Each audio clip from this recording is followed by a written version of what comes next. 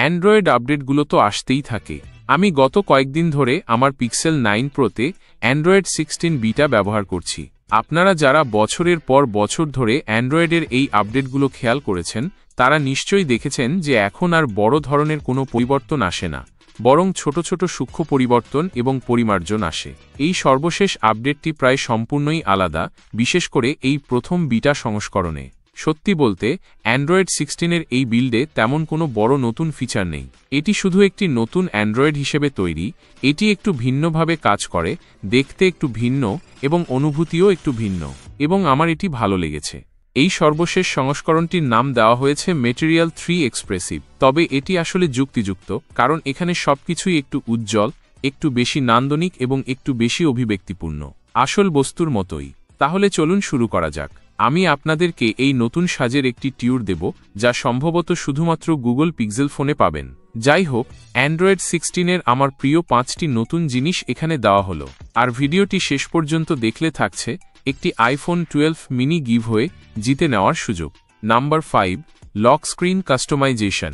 আমরা দিনে শতবার ফোন আনলক করি, তাই আনলক করার সময় যা দেখি তা আমাদের পছন্দ হওয়া উচিত। অ্যান্ড্রয়েড 16-এর লক স্ক্রিন পিকারটি অ্যান্ড্রয়েড 15-এর থেকে কিছুটা ভিন্ন।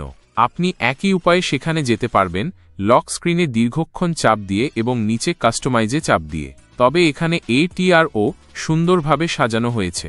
প্রথমত, ওয়ালপেপার সিলেক্টরটি প্রকাশ করার জন্য এই অ্যানিমেশনটি আমার ভালো লেগেছে, এটি সুন্দর। এরপর নতুন ক্লক কাস্টমাইজেশন আছে। বাম দিকে এই স্লাইডারটি দিয়ে আপনি ফন্ট থিকনেস পরিবর্তন করতে পারবেন, বোল্ড থেকে একদম পাতলাও করতে পারবেন।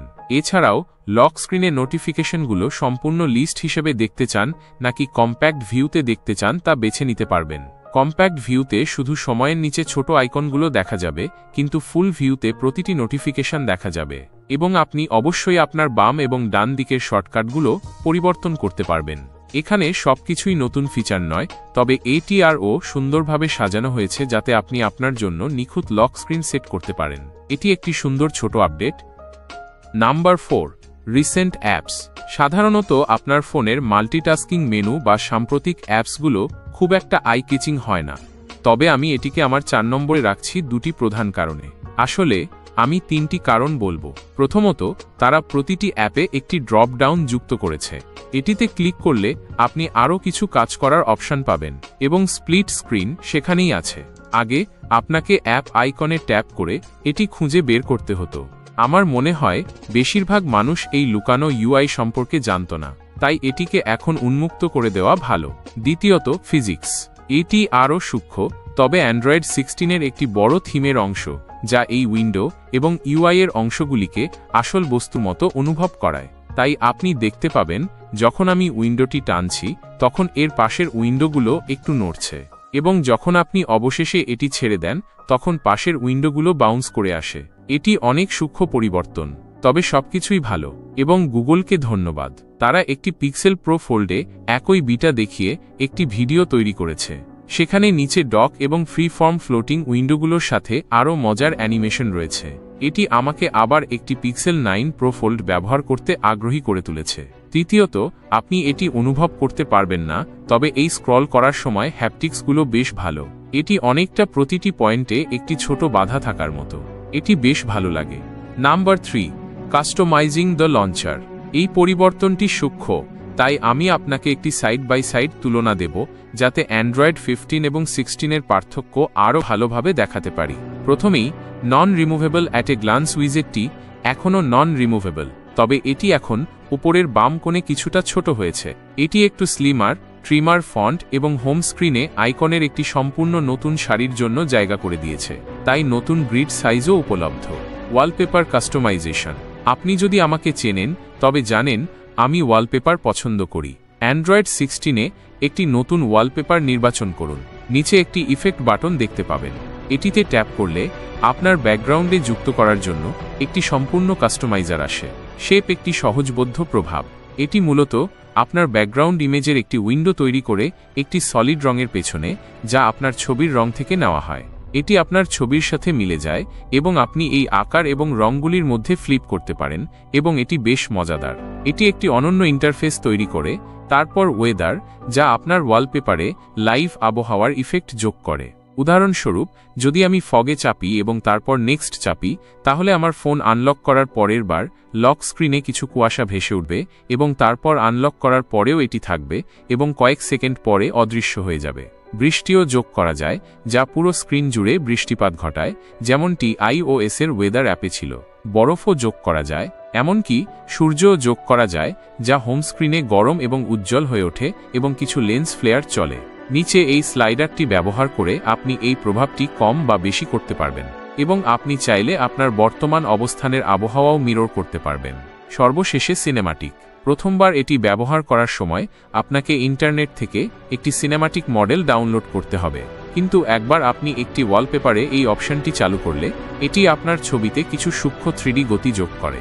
একটি অ্যাবস্ট্রাক্ট ওয়ালপেপারে এটি খুব বেশি কিছু করে না, কিন্তু যদি আপনার একটি বাচ্চা, ব্যক্তি বা পোষা প্রাণীর ছবি থাকে, তাহলে এটি ব্যাকগ্রাউন্ড থেকে তাদের আলাদা করার চেষ্টা করে। আমি ধরে নিচ্ছি AI এটি করছে। এটি ছবিটিকে কিছুটা জীবন্ত করে তোলে। Number 2, new physics. এটি প্রথমে একটু অদ্ভুত শোনাতে পারে, কিন্তু এটি আরও বেশি অভিব্যক্তিপূর্ণ। মনে হচ্ছে তারা সচেতনভাবে অ্যান্ড্রয়েডের প্রতিটি অংশে এমনভাবে কাজ করেছে যাতে সবকিছু আসল বস্তুর মতো মনে হয়। অনেক মেনু যা আগে সমতল ছিল, এখন আরও উদ্দেশ্যপ্রণোদিতভাবে আলাদা করা হয়েছে, তাই আপনি বুঝতে পারবেন যে এগুলি সব স্পর্শযোগ্য এবং আলাদা আইটেম। মাল্টিটাস্কিং উইন্ডোগুলো, যেমনটি আমি আগেই উল্লেখ করেছি, সেগুলিতে একটু বাউন্স আছে এবং সেগুলির আশেপাশে উইন্ডোগুলোর সাথে কিছুটা জড়িত থাকে, যেন তাদের মাধ্যাকর্ষণ আছে।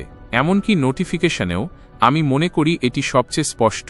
যেমন যখন আপনি একটি নোটিফিকেশন সরানোর জন্য সোয়াইপ করেন, তখন আপনি অনুভব করতে পারবেন যে এটি কেবল সেই নোটিফিকেশনটি সরিয়ে দিচ্ছে না, বরং এটি তার চারপাশের নোটিফিকেশনগুলো থেকে এটিকে আলাদা করছে। এবং এর সাথে যে হ্যাপটিক্স আসে তা একটি চমৎকার অতিরিক্ত বৈশিষ্ট্য। এটি সত্যিই মনে হয় যে আপনি ঠিক সেই পয়েন্টটি বুঝতে পারবেন যেখানে এটি রাবার ব্যান্ডের মতো ফিজিক্স ভেঙে দেয় এবং আপনাকে নোটিফিকেশনটি বাকিগুলো থেকে টেনে সরিয়ে সোয়াইপ করতে দেয়। এটি সত্যিই খুব ভালোভাবে তৈরি। আমি মনে করি এটি এই ফোনের পুরো মেটেরিয়াল 3 স্টাইলের সেরা প্রকাশ। এটি সম্পূর্ণরূপে অপ্রয়োজনীয়। এটি এমন একটি ফিচার নয় যা কার্যকারিতা বাড়ায়, এটি কেবল একটি সুন্দর অনুভূতি দেয়। Number 1, quick settings. এটি আমার অ্যান্ড্রয়েড 16-এর সবচেয়ে প্রিয় ও নতুন জিনিস, এবং আমি মনে করি এটি সম্ভবত সবারই প্রিয় জিনিস, যা হলো কুইক সেটিংস এবং নোটিফিকেশন প্যানেল। আমি সবসময়ই iOS-এর থেকে অ্যান্ড্রয়েডের এই কুইক সেটিংসের কারণে অ্যান্ড্রয়েডের ভক্ত ছিলাম, এবং এই আপডেটটি এটিকে আরও উন্নত করেছে।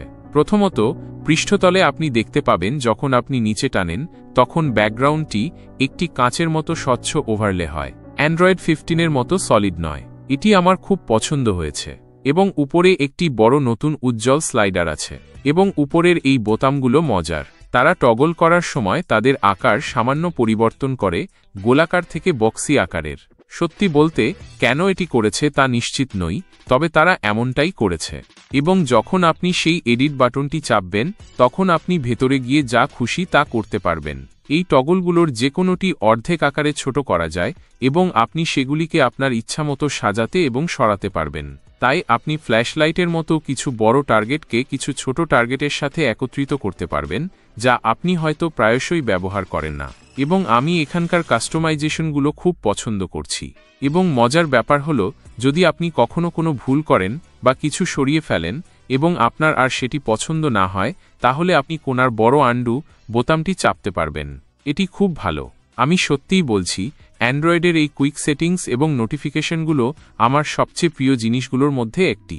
এবং এই আপডেটটি এমন মনে হয় যেন কেউ এটি নিয়ে অনেক ভেবেছে এবং বিবেচনা করেছে। এমনকি এটি একটি সূক্ষ্ম বিষয়। তবে এখানে ব্লুটুথ বাটনটি, যদি আপনি পুরো বড় বাটনটি স্পর্শ করেন, তবে এটি ব্লুটুথ মেনুতে নিয়ে আসে। কিন্তু যদি আপনি শুধু পাশে ছোট লোগোটি চাপেন, তবে এটি ব্লুটুথ চালু এবং বন্ধ করার জন্য একটি টগল।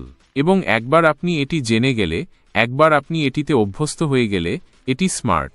এটি ভালো। আমি আমার ফোনটি ঠিক যেমনটি চাই তেমনভাবে কাস্টমাইজ করতে চাই। তবে যেহেতু এটি সত্যিই একটি নতুন রূপ, এখানে আমি অ্যান্ড্রয়েড 16 বিটাতে আরও যে সমস্ত ছোট ছোট আকর্ষণীয় জিনিসগুলি লক্ষ্য করেছি সেগুলো আপনাদের সাথে শেয়ার করি। নোটিফিকেশনের নিচের বাটনগুলো বড় হয়েছে। ক্লিয়ার অল বাটনটি বিশাল, এবং তারা বাম দিকে একটি নোটিফিকেশন হিস্টোরি বাটন যুক্ত করেছে। সেটিংস ডান দিকে থাকে। স্ট্যাটাস বারের আইকনগুলিও সামান্য নতুন ডিজাইন করা হয়েছে, যার মধ্যে ব্যাটারি ইন্ডিকেটরকে সাইডওয়েজ করা হয়েছে। এটি আগে উল্লম্ব ছিল, তবে এটি এখন কিছুটা বড় এবং তারা ব্যাটারি আইকনের ভিতরে সংখ্যাগুলি রাখে, তাই আমি মনে করি এটি আরও পঠনযোগ্য। অন্যান্য ফোনগুলি এটি ইতিমধ্যেই করে, তবে এখন স্টক অ্যান্ড্রয়েডেও এটি আছে। অ্যাপ ড্রয়ারটি এখন প্রযুক্তিগতভাবে একটি সামান্য স্বচ্ছ ওভারলে, সম্পূর্ণ অস্বচ্ছ ফুলস্ক্রিন অ্যাপ ড্রয়ারের পরিবর্তে। এটি আকর্ষণীয় কারণ আমরা জানি অ্যাপেলও এই কাঁচের মতো জিনিসগুলি করতে শুরু করবে। পুরো সেটিংস অ্যাপটি নান্দনিকভাবে আপডেট করা হয়েছে, তবে প্রতিটি বিভাগের অভ্যন্তরেও খুব ভালোভাবে নতুন করে সাজানো হয়েছে, যা বেশিরভাগ ক্ষেত্রেই ভালো এবং অত্যন্ত প্রশংসিত। নতুন ভলিউম স্লাইডারটি নতুন উজ্জ্বলতা স্লাইডারের সাথে মিলে যায়। এটি আগের মতোই আকারের, তবে এখন উপরের দিকে একটি খুব স্পষ্ট বার আছে যেখানে বর্তমান ভলিউম স্তরটি দেখানো হয়, এবং এটি সবকিছুর মধ্যে একই রকম থাকে যখন আপনি সেই সম্পূর্ণ ভলিউম প্যানেলে প্রবেশ করেন। এখন আমার মনে হচ্ছে এটিও কি কাচের মতো স্বচ্ছ হওয়া উচিত ছিল না? আমি জানি না, হয়তো পরের বিটাতে হবে। পরের বিটা সম্পর্কে বলতে গেলে আমি আরও কিছু আশা করছি। এটি বিটা 1। আমি এটি হাতে পেয়ে এক্সাইটেড ছিলাম। এটি কয়েকদিন আগে এসেছে, তবে অ্যান্ড্রয়েড 16-এ আরও আসল ফিচারও আসছে, যেমন গ্ল্যান্সেবল চলমান নোটিফিকেশন। আইওএসের চলমান কার্যকলাপের মতো অ্যান্ড্রয়েডেরও একটি সংস্করণ আসবে, এবং একটি নতুন ফাইন্ড হাব যা আইফোনের ফাইন্ড মাই অ্যাপের মতো। এটি আপনার সমস্ত পরিচিতি এবং আইটেমগুলির অবস্থান এক জায়গায় একত্রিত করবে। তবে হ্যাঁ, আপাতত আমি এই বিটা 1 পরীক্ষা করে সম্পূর্ণ ঠিক আছি এবং বেশ ভালো অনুভব করছি। তবে হ্যাঁ, আমি আরও কিছু আসার অপেক্ষায় আছি। এদের অফুরন্ত ভালোবাসার প্রতিদান হিসেবে মনিটাইজেশন ক্রাইটেরিয়া পূরণ হলেই একজন ভাগ্যবান সাবস্ক্রাইবার জিতে নেবেন একটি আইফোন 12 মিনি। আপনাদের ভালোবাসায় এটা এত দ্রুত সম্ভব হয়েছে যা সত্যিই অবিশ্বাস্য। আপনারা জানেন, মনিটাইজেশনের জন্য 1000 সাবস্ক্রাইবার এবং 4000 ঘন্টা ওয়াচ টাইম প্রয়োজন হয়। আপনাদের সাপোর্টে খুব দ্রুতই সাবস্ক্রাইবার তো হয়ে গিয়েছে, কিন্তু ওয়াচ টাইম তো খুব একটা পূরণ হয়নি। মানে ওয়াচ টাইম এবং ভিউ অনুযায়ী এত বেশি সাবস্ক্রাইব হয়েছে, যেটা আমি বলবো আপনাদের সাপোর্টের কারণেই পসিবল হয়েছে। তাই ওয়াচ টাইম পূরণেও আপনাদের সাপোর্টের অনেক প্রয়োজন। আশা করছি আপনারা ওয়াচ টাইম পূরণ করতেও একইভাবে সাপোর্ট করবেন। তো বন্ধুরা, আজকের জন্য এতটুকুই। সবাই ভালো থাকবেন, সুস্থ থাকবেন। আল্লাহ হাফেজ।